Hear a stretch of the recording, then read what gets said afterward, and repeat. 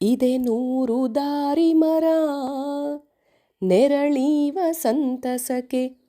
ಇದೆ 100 ದಾರಿ ಮರ ನೆರಳೀವ ಸಂತಸಕ್ಕೆ. ಇದೆ ಕವಿತೆ 100 ರಸಿಕನೆದೆ ಮುದಕೆ. ಇದೆ ರಾಗ ಸಂಗೀತ ಆನಂದದಾಲಿಕೆಗೆ.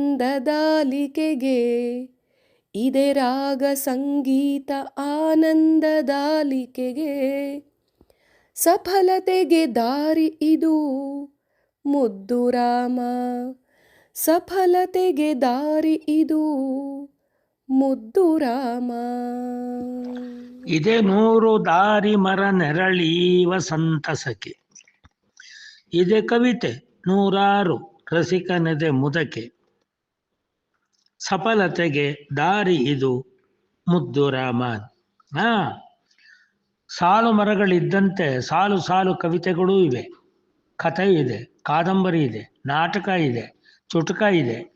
ಇದರ ಜೊತೆಯಲ್ಲಿ ಗಾದೆ ಇದೆ, ಒಗಟಿದೆ. ಮತ್ತ್ಯಾಕೆ ನಮಗೆ ಜಿಗಟಿನ ಮನಸ್ಸು ಯಾವಾಗ ಜಿಗಟತನದಲ್ಲೇ ಇರುತ್ತೋ ಆಗ ನಮ್ಮ ಜೀವನದಲ್ಲಿ ಜೇನು ಹನಿ ಸವಿಯುವುದಕ್ಕೆ ಸಾಧ್ಯವಾಗೋದೇ ಇಲ್ಲ. ಅದನ್ನು ಬಿಡಬೇಕು.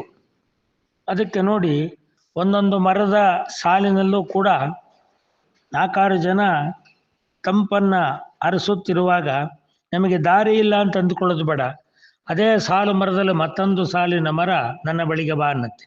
ಹಾಗೆ ಅದು ತಂಪು ಕಂಪು ಇಂಪನ್ನು ನೀಡುವ ಹಾಗೆ ನಮ್ಮ ಸಾಹಿತ್ಯ ಕ್ಷೇತ್ರದಲ್ಲಿ ಸಾಹಿತ್ಯದ ಹೂರಣವೂ ಕೂಡ ಆ ರೀತಿಯ ಒಂದು ಮಾನಸಿಕ ನೆಮ್ಮದಿಯ ತಾಣವನ್ನು ಒದಗಿಸಿಕೊಡುತ್ತೆ.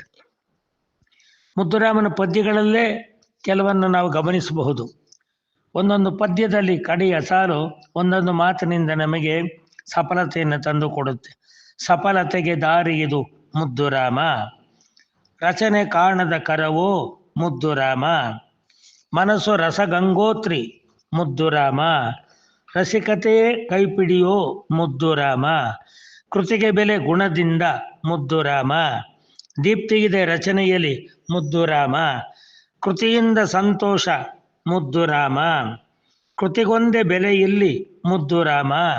ರಚನೆ ರಾಗದ ಲಹರಿ ಮುದ್ದು ರಾಮ. ಸತ್ಕೃತಿಯೇ ಆನಂದ ಮುದ್ದು ರಾಮ. ಇಷ್ಟೊಂದು ಪದಗಳಿದೆಯಲ್ಲ, ಇದರಲ್ಲಿ ಒಂದೊಂದು ಪದವೂ ಕೂಡ ಒಂದೊಂದು ಜೀವನಕ್ಕೆ ಒಂದೊಂದು ದಿನದ ಚೈತನ್ಯದ ಟಾನಿಕ್.